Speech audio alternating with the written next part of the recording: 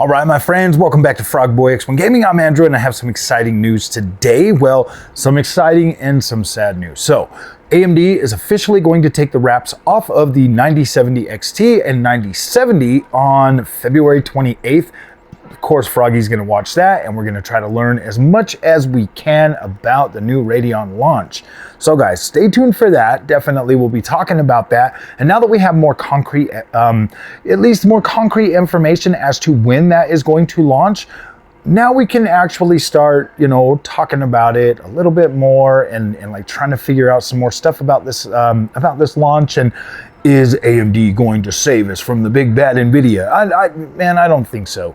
If your expectations, see, here's the thing, and this is the bad news.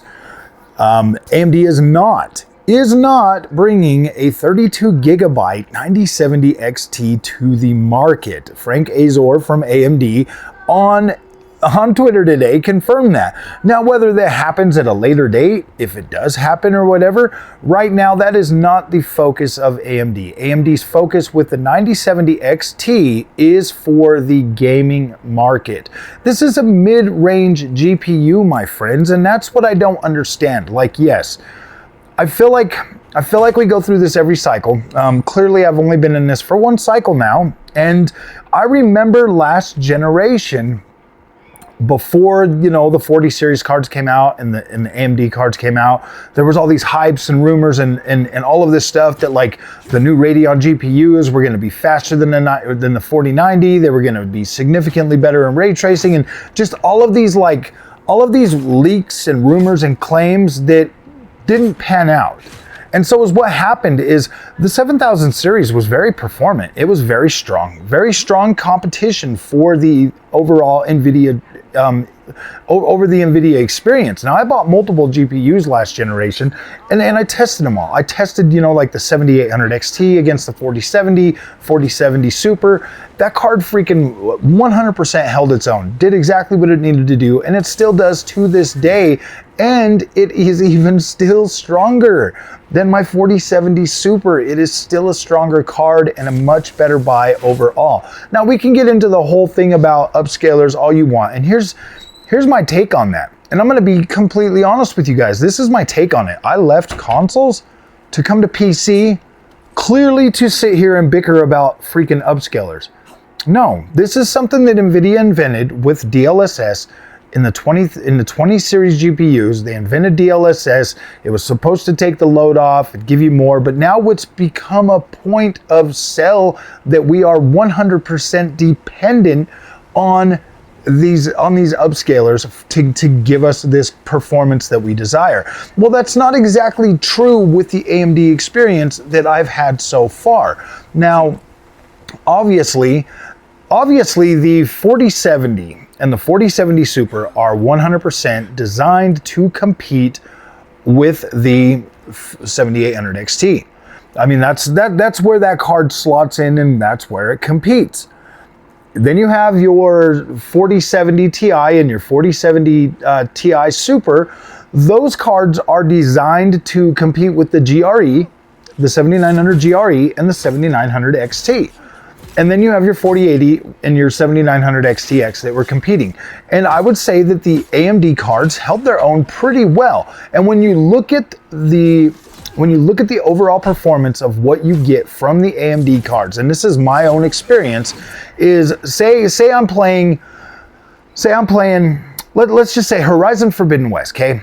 On my 4070 Super, if I try to play that game at 4K, I have to drastically reduce the overall experience in terms of settings, and definitely like kick on some upscaling, which is the same for the 7800 XT as well. So I gotta do that. I gotta kick some stuff on. I gotta lower some settings just for the card to not stutter. Okay, because if I try to do 4K max settings, it stutters. But with the 7800 XT, I can throw that same game in there, turn up all the settings, and turn on my upscaler, and boom, I've got my 4K 60 experience. I can get the 4K 60 experience on the 4070 Super as well, but it's easier to run it on the 7800 XT. And that is a game that does not feature any kind of ray tracing whatsoever, so there is no NVIDIA advantage except for the overall introduction of DLSS and FSR. Now you can sit here and split hairs all day long which one's better, but to tell you the truth, if you're in the game and you're immersed, I don't think that, like, FSR 3 is actually quite good in that game. Actually quite good. They both look pretty good. So if that is your biggest thing when it comes to like upscalers and all of that stuff, like you have to, at the end of the day, ask yourself what matters more. Do you want an experience that you can actually play and enjoy and utilize the upscaler or whatever? Or do you want one that you're pretty much forced to use the upscaler and you are forced to essentially accept a less than ideal experience because of marginal things like stupid VRAM? Why couldn't NVIDIA just do GDDR6 for the 70 series and under and provide more of that? It's simple. It is simple. It's because they want you spending more money to upgrade to a higher class of card for a marginally better experience. And that sucks, guys. Like, that really does suck at the end of the day. So when we look at what the 9070 XT is and what it is actually going to try to bring to the market, wherever it slots in, it is essentially mid-range. Like, this is mid-range. That's the segment they're going after. They're going after that segment price-wise. They're going after that segment power-wise. So you got to understand, and maybe not necessarily, like, you don't have to like check your expectations or not. You're either going to buy the card or you're not. It's either going to be a good deal for you or it's not going to be a good deal for you. It's either going to deliver the experience that you want or it's not. And I think a lot of that, to be completely honest with you guys, after the discourse that we've had over the last couple of days of me comparing DLSS to FSR3 and all of that stuff, it's really going to hinge and depend on AMD's ability to bring FSR4 to market and have it be in a place where it's harder to nitpick, because that's what it's going to happen. You're going to have people zooming in 1,000% trying to show you a difference on this new upscaler. And it is what it is. It is what it is. I mean, when you look at what NVIDIA brings to the table and you look at the upscaler and the quality and just the amount of people that absolutely can look at that and they're like, wow, this is perfect. And don't get me wrong, like, it does look really, really good. Like, it does look good. There's no denying that. Like, it does what it's supposed to do. It cleans up the image. It gives you a nice, clean image quality for your games. And, you know, in my opinion, I kind of feel like it takes away from the original artist's intent, because when I'm looking at it, when I switch between the both, I feel like it supersedes whatever the original artistic vision was, and it creates something that is different. I mean, some would say absolutely better. Me and the small minority of, well, I don't know, the channel keeps growing, man. People keep actually subscribing, and like, every time I put out one of those videos, I'm like, oh man, I'm gonna lose half the freaking subscribers. I end up gaining more. So maybe I'm not out of line. I don't know. It's hard to tell, because the loudest people in the community tell me I'm wrong all the time, but then the community keeps growing. So I don't know. Is it growing fast? No, it's not. Clearly my opinion on visuals are not as strong as the mainstream. They're a little bit more, I mean, call me old school, call me old fashioned, man. I like that. I like a little bit of shimmer. I like a little bit of blur. Not an egregious amount of blur, but just enough to obscure things, enough to give me like that good depth perception. I like that depth perception. I like having things a little bit blurred out and, you know, not crystal clear. And if I remember, if I go back, okay, guys, I started playing Battlefield 1 on the Xbox One S, and I remember when that game came out on Xbox Series X or Xbox One X, when I got Xbox One X, and I'm playing that, and like, I'm looking on Series S, and you can't see nothing. You can't see nothing in the distance. But then you throw it on the One X, and like, all of a sudden, boom, you can see like the little crosshairs or the little light flashes from the snipers clear across the screen. And I was like, damn, dude, that looks so good. It's so pin sharp. So I get it, man. Like, I understand the love for DLSS, because I had those same feelings back then. But my taste in visual quality has matured a lot since I've come to PC. I've been able to utilize things like virtual super resolution to essentially scale my game at 4K and then downsample to something like a 3440 by 1440p monitor. And due to the fact that I've got enough power on tap with the 7900 XTX, I'm able to push that down and get rid of all of the flickering and shimmering and all of that stuff that everybody doesn't like. So it's like you could say that, and I get a denser overall image quality that looks so good.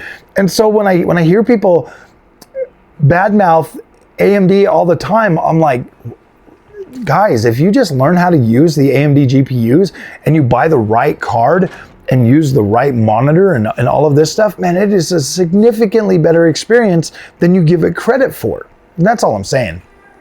When I render at, let's say 3840 by 1620p, when I render at that resolution and then I use any form of FSR to get my performance back, it still downsamples and still looks better because I'm not losing.